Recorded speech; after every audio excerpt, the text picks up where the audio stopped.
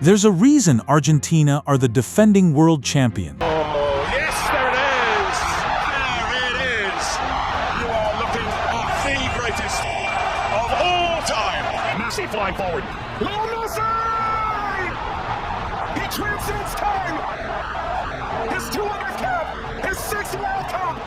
Another majestic moment for Lionel Messi! Argentina there just played football in the old school way that I used to watch. No fear, physical, sharp, great passing, great intelligence. Collectively as a team, they're phenomenal. The moments when he doesn't look human, that's Messi. Messi is, so far it's his World Cup and he didn't play against Jordan yet, so I don't know where it will finish. 5 goals in 2 games.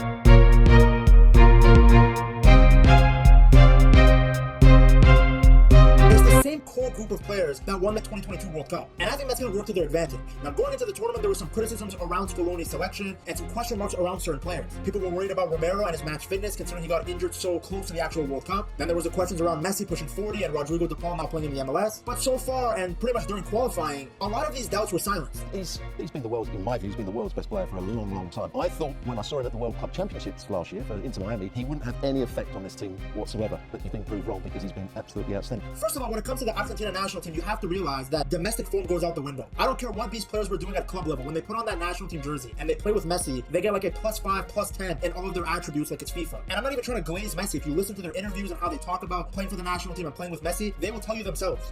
He helped us to win that cup. I've never seen someone play so well in my life. Pero por fin hoy pudimos ganar nosotros a él, darle la alegría a él. Que somos bastante chicos, que crecimos viéndolo, es un sueño jugar al lado de él y nada, admiramos todo lo que hace en el día a día. So yes, this team doesn't have Di Maria anymore and Messi is older, but that core group of players is still there. And that helps them a ton because if you guys remember, when international teams dominate, like Spain for example, where they dominated from 2008 to 2012, winning 2 Euros and a World Cup in between, it was because they had the same spine for all the tournaments. Now of course players came and left. The team that won the 2008 Euros was very different from the team that won the 2012 Euros. But a lot of the major key players were still the same. There were still Andres Iniesta, Xavi, David Villa, Sergio Ramos. So players came and went, but the core group stayed the same. And now you're seeing the same thing with Argentina, and that's why they're so good, because there's a level of camaraderie and they have this close relationship that other national teams are not necessarily going to be able to replicate. Because in 4 years, a lot of things change. You rarely have the same players because their club form changes, they get older, there's injuries. So the fact that these guys have the same players and they're still performing at a high level, I mean, it just tells you everything. Look at the goalkeeper position. There was a point where Emiliano Martínez left Aston Villa and nobody picked him up. And now he's helped Aston Villa win the Europa League, and he's back in between the 6 for Argentina and still looks like one of the best goalkeepers out there. Again, domestic form does not matter with these guys. If you get into a knockout match where you need a clutch moment from your goalie, Emiliano Martínez is like a top 3 goalkeeper to do it. So no matter what you think of what he's done at Aston Villa in the past 2 seasons, I know a lot of people think that he's overrated. In knockout football, this guy's different gravy. Then you have the center backs, Romero. Again, I don't care what this guy has done at Tottenham. Maybe he's been bad for them, he's made mistakes, no doubt about it. And I'm pretty sure Tottenham fans are not happy with him because he hasn't been the leader that they wanted to see, especially when the club was in such a bad place. But when this guy comes to the national team, when he puts on that Argentina jersey, once again, he turns into a top 5 center back in the world. He becomes far more disciplined. Yes, he's still that aggressive Romero that he's always been, but he picks and chooses his moments better. He was already good on the ball, and then you combine that with how many aerial duels he wins, how he bleeds for the match, how he puts his body on the line. So it doesn't matter how ass he was for Tottenham or that he's gotten red cards in the Premier League. For the national team, he's on another level. And then you have Lisandro Martinez, who actually domestically has been very good. The only question mark around him has been injuries. Whenever he's had a good run of form with Manchester United, he gets injured, has to recover, and then the cycle keeps repeating. And remember, these two, that partnership is what Argentina used to win the 2024 Copa America. That was their center back duo. So if you get by those guys, then you have Emiliano Martínez, and there's a reason this team is good. It's not just about Messi, although I will get to him later. And then at right back, you have Molina or Montiel, who can both play there. Molina was a beast for Atletico Madrid, so this is another player who actually domestically was good as well. He scored some absolute bangers. Unfortunately, we can't show you all of them because La Liga has a boner for taking down their own footage. But trust me, if you have some time, search up this guy's goals. There was a period where in like 2 weeks, he had scored 2 screamers. So he's good on the right back side. Then at left back, you have Medina, who's been excellent. I mean, he got the assist for Messi's first goal versus Austria. He's up and down that wing, another great aggressive player. I'm telling you, these South American defenders don't play around. They defend with a level of aggression and intensity that just cannot be replicated. These guys love Argentina and they play like it. Then speaking about players whose domestic form does not match with what they're doing on the international level, we have to look at Alexis Mac Allister. I mean, this guy had a poor season with Liverpool, which is a shame because the season before he was incredible for them as they won the Premier League, but the past season he was awful. He looked a step behind physically, he wasn't the same player, but then this guy puts on the Argentina national team jersey, he shaves his head, he turns into Zidane. Now he's winning all the duels, he looks athletic again, and when he's playing at that level, combined with Enzo Fernández, who was actually great for Chelsea, but again, hits another level for the national team, there's not that many midfields better than these guys. In fact, you can argue that they might be the best duo because of the fact that they can combine technical excellence with the ability to do the dirty work, to run without the ball, to press. I mean, it was Alexis Mac Allister's tackle against Austria that led to the goal that Messi scored to open the lead. Schmeichel called it a foul, but it's just an aggressive tackle. And then Enzo Fernández, like I told you guys, this guy is on on another level when he plays for Argentina. Yes, he's been good for Chelsea, but for the national team, he's involved in all phases of play. He box crashes, but he's also there for the build-up off of the center backs. I'm telling you guys, these guys just get a boost to their stats. They play so well. And then on the right midfield position, Rodrigo de Paul looks as good as he did 4 years ago when he was playing for Atletico Madrid. Like, everybody laughed at him for going to Inter Miami in the prime of his career just to kind of hang around with Messi and drink mate all day. But he looks fit, and it looks like these guys were just early when it came to deciding to play in the MLS. They were preparing for this World Cup, getting adjusted to the weather of the US and the pitch. I don't know how else to describe it, because Messi, for example, 2 years ago did not look as physically good as he does now. Like, when he got injured in that Copa America, I thought his body might be done. I mean, considering how swollen his ankle was, it looked like a giant tomato with how big and red it was. You fast forward and you can tell that this guy's pushing 40. It's kind of the same thing with Rodrigo de Paul. He still looks good physically. He's still battling with these guys. I understand that if you don't cheer for Argentina, he might be an annoying player to look at. He's always involved in these battles across the pitch. He's always complaining to the ref. But for the national team, this guy is elite.